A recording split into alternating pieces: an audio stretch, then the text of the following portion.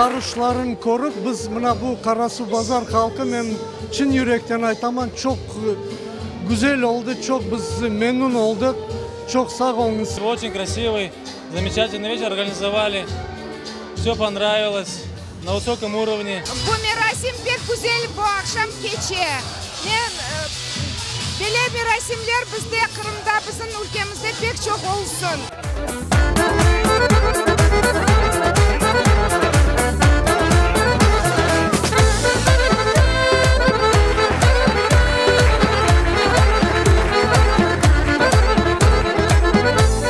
Было неожиданно, но подарки всегда приятны, поэтому я еще раз убедился, что на эти мероприятия ездить нужно.